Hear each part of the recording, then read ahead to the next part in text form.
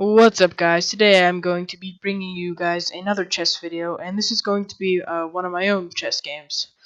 Not only am I going to present to you guys the game, but I'm also going to talk about some things in chess and how they relate to the game along the way. The three main topics of discussion for this video are going to be blitz chess, development of your pieces, and attacking your opponent's king. So, first I'm just going to start off talking about blitz chess a little bit. There have been there's a big debate about blitz chess about whether it's good for you or for someone learning chess or trying to get better, or whether it's bad and destructive and it makes you make worse moves and you're just thinking too fast even in normal game environments. I do play a fair amount of blitz chess, and I don't really think that I'm being detracted from too much. Skill-wise, I think the main reason that I like to play it and most other people like to play it is because it's fun. And I mean, that's why I play chess, because I think it's fun, and blitz chess just adds another layer. Now, I think only playing blitz chess could be detrimental, especially if you're going into a tournament and you only have experience with blitz chess, so you're always looking to make the next best move and not really delving deep into good calculations. So that could hurt you. However, I think if you do play normal chess and you're not overloading yourself, I think it's not only a good way for you to learn, as you can learn, but also a good way to have fun, and I think that's why most people play chess. Okay, so because talking about blitz chess, it must mean that this was a blitz game, and it was. So it was an online blitz chess game, and I'm going to get into it now, and I'm going to talk about development of your pieces and attack along the way, and how they are so correlated, and how development so easily leads to attack, because when you have more pieces out, then you're going to have more attacking lines, more fuel to your attack, more fire to bring against the black king. And when you attack, oftentimes if you're not developed, you will be, and especially if you sacrifice a piece early on, you're going to probably be able to bring out your pieces in order to continue the attack. So without further ado, let's get started. So our game, I was black. We started with e4, e5, and then unfortunately he played the game. Excuse me, he played the move queen h5.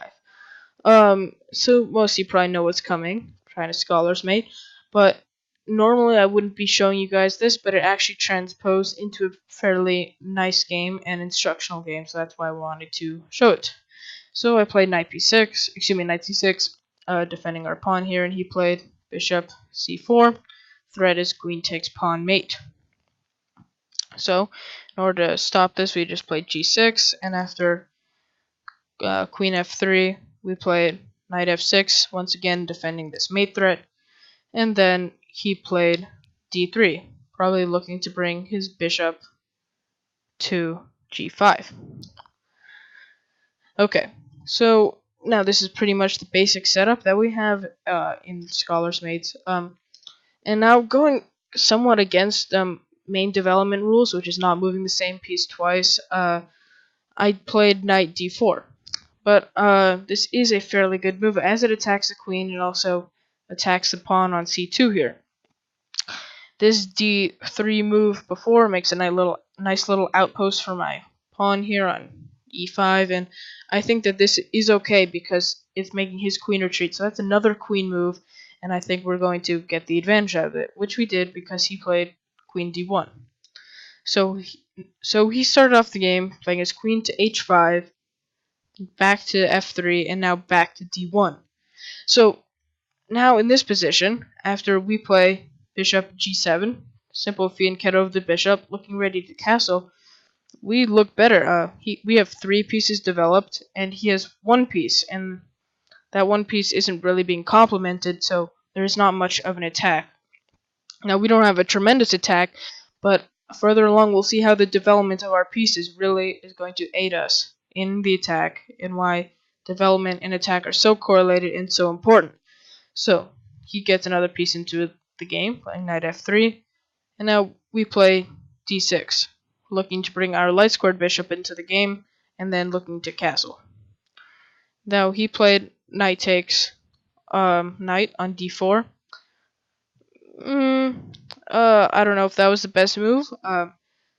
This pawn does become a little weak, but it's also very nicely placed, so it is defendable, and knight to c3 is no longer an option. He also removes the best defender of his white king, as he's probably going to look to castle.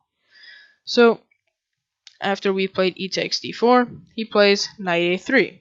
So that is instantly showing the effect of this move, knight takes knight on d4. So now he can't play that, so maybe a little more calculation should have gone into that. But again, this is a blitz game, so not as much time, and it's about having fun, right? So after he played that, we castled king's eye, and now we are looking pretty good. We have these pieces developed. He has these pieces developed, but this bishop has nothing to complement it, and this knight is developed to the outside, not doing as much. We have semi-powerful pawn here, getting ready to bring our light-squared bishop into the game, develop our queen, and we're already castled. Our king is safe. So one of the most important parts of development is not just bringing your pieces out, but it's obtaining king safety. So we've done that, and we're looking better in this position. Okay, now he plays knight b5. So right after his knight a3 move, he's moving his knight again. And here I made the move a6, attacking his knight, and now he played knight back to a3. So we moved the pawn up, and he lost the tempo. So that's bad. Really, if this knight, no, it's not well placed, but you still should find a better way to get it in the game. I mean, really, maybe when this knight was still on b1, after maybe c3, if pawn takes, then knight takes, and now he's looking better than this knight coming to a3, coming to b5, and back to a3. So his development once again is weakened, giving us an extra move. Now, may have seen the move a6 and seen that this knight could capture the pawn here, but in my quick calculation that I did, as it was a blitz game, I was okay with this. So if we had knight takes on d4, then I would play d5, and then after e takes on d5, then I would play rook e8 with a check, and then his knight would have to go back again, more knight moves, and then we play queen e7, develop our queen, looking to put more pressure on this knight. And then after h3, preventing something like bishop g4, I think we'd be okay, because we would still be able to develop our bishop, and we would look better, I think. So, in the game, he just played his knight back to a3, after which we played rook to e8. This is obviously lining up our rook with our opponent's king, and this shows why in your development you should be castling. So in this position, he plays a very questionable move, and that is f3. Not only weakening his king side, but I mean, what is he doing? There's not really much of a positive. If he wanted to prevent bishop to f4, which would be a decent idea, excuse me, bishop g4, then he probably should have just played h3, and then that would have been much better for him. So we continue our development with bishop e6, looking to develop our bishop with a tempo, attacking this bishop. Obviously, it's defended, but our idea is if bishop takes bishop, then we have rook takes bishop, ready to bring our other rook into the game and double on the e-file, attacking his king. Okay, so in the game we had bishop takes on e6. Now another possible idea was instead of bishop coming out, we could have played d5. That was also a recommended move, but we played bishop e6, and then after bishop takes bishop, we have rook takes, and now we're ready to develop our queen, get our rook to the center of the board. Everything will be developed, and his king hopefully will still be in the center for us, ready to attack. And now he plays another questionable move, and this is g4. Not very strong. Now castling looks, well, weak. As he's really opening up his king side, and for what? He doesn't have a very strong attack. He doesn't have pieces developed in order to complement this attack, which is the most important part. Because if you want to push the pawns, that might be okay to a certain extent, but your king is unsafe, and you don't have any pieces protecting nor protecting your pawns nor attacking my king. So this is a very questionable move. So he's really threatening g5, so we didn't want that because that would force us to move our knight probably to d7, and that would take away our best defender and move our knight, the best defender of our castle king, and move it to a probably inferior square. So we played h6. So now g5 doesn't work. I mean, he could still play it, it just wouldn't work as well. And now he played h3, moving more pawns. So not only is he neglecting to castle, as now he's making it worse for himself, but he's moving pawns and not developing his pieces. So his king is going to be unsafe, queen, bishop, rooks, all undeveloped, and this knight is doing absolutely nothing on a3. So after queen d7, we're developing our queen, getting ready to bring our final piece into the game, and he is just falling behind. And he plays another questionable move, and this is going to be simply b3. Maybe looking to fiend kettle this bishop, but this pawn is going to be a pain here, and I don't really see the purpose of that. He needs to develop his pieces quickly, so maybe making the extra move b3 would not be as wise, especially when bishop b2 isn't a great landing spot for that bishop, at least right now. So after rook to a to e8, which is what we played, all our pieces are developed. We're ready to attack the king, and now his king is stuck in the center, and castling does no good for him after he's moved these pawns, neglecting to develop pieces or keep an eye on his king for safety.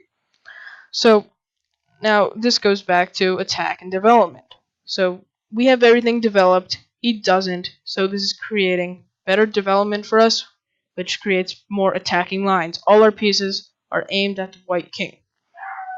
Okay, so in this position he does continue with his development, playing bishop to b2, continuing with this idea. So he is attacking this pawn, but we're really more focused on the attack.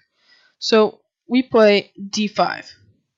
And this allows him to have this pawn with his bishop, but we're really putting pressure on his king, which is more important. So he really needs to do something about that. So instead of dealing with the threat of really going after his king, he decides to go ahead and play bishop takes d4. Now, while this does remove a semi important pawn or threatening pawn, really that wasn't his biggest concern, as he pushed these pawns, neglected development, so now he's going to pay for it. So after d takes e4, he played f takes e4, probably the better move, instead of d takes e4. And now we are ready to attack. And we play knight takes e4, sacrificing our knight. And then he plays pawn takes knight.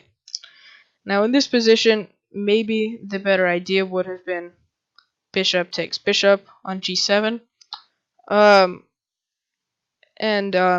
This goes back to the big point of Blitz chess, how I saw that, but I really wanted to attack, and I saw the opportunity, and the bishop wasn't really needed, and even if pawn takes knight is coming, we're still having a pretty powerful attack. Also, if king takes bishop, he now has to be very aware of the move knight to c3. If he makes a random move, let's say, knight to c3 is check, and let's say king to f1, we're winning the queen. So that was something else he'd have to be aware of. So he played after knight takes pawn, he played pawn takes knight on e4, and now we played rook takes pawn on e4, and now once again we have this threat on the bishop, so we're okay. That lost piece isn't really falling behind, and we look pretty good. We have great attacking lines now because of all our pieces developed, and because his king is not safe, he did not take time to give his king safety. He's going to be run around the board. So he plays king to f2 here. Now in this position, the computer suggested king f1. However, it's not really much better, because after king f1, we would play rook takes bishop on d4, and then and this will not only take the bishop but attack the queen with the tempo. So after queen f3, saving the queen, we'd play rook from e8 to e4, bringing our rooks into the game. Now the computer says king g1, And then after this point, we'd play rook from e4 to f4, and this is going to be attacking his queen once again. After queen e3, there are less and less squares that this queen is going to be safe on. After rook from d to e4, we're really closing in on him. Not only his queen, but his king is becoming slowly and slowly more unsafe. So after queen g3, well, basically here the computer says to give up the queen. However, if you would want to save the queen, and there are not many squares to save it, let's say queen g3, which looks like an okay move, trying to defend and save the queen, you run into a pretty quick mate, because after queen d4 check, we have king h2, and then after rook to e2, you're in trouble because you have to block with the queen. Then after queen g2, we have rook takes on g2, and if king takes, then we have queen f2 is checkmate. So even with a better king move, you're going to lose material, your queen, or you're going to lose the game. However, after rook takes pawn on e4, he played king f2, and then we captured the bishop on d4. Not only does this gain our material back, but we still have a tempo on him as we are attacking his queen. So he played queen f3, defending his queen, and then we played rook to d2, check. And now he's really running out of squares to go. In this position, he played king g3. Really, he doesn't have like a ton of great options. Let's see what the computer has to say about this. And it says king f1, but that would just run into the same problem as we had before. So he's trying to escape on the king side, and well, really he's losing or lost in every variation from now on. So he played king g3, at which point we played queen d6 check, and now he is forced to play king h4, or block with his queen. Blocking with his queen may seem better. If he blocks with his queen on f4, then we have something like this, and now he's in trouble, as this is check, and now this is bad. This is really bad for him. Something like this. This may not be the sharpest variation right now, but this is pretty bad. I think he has to move the queen. Yeah. Oh wait, that might not be the sharpest variation, but that's what I just saw right now. So that would be checkmate. So after king h4, instead of queen blocking, we played bishop f6 check, and then he can't really move the king anywhere, so he played g5, and then after we played rook to d4 check, he played queen f4 and then immediately resigned. So this was an online blitz game, so I assume that that was a blunder, and that he meant to play well, not necessarily a blunder, a mouse slip. So he meant to play queen g4, so because if queen f4, then queen takes queen is mate.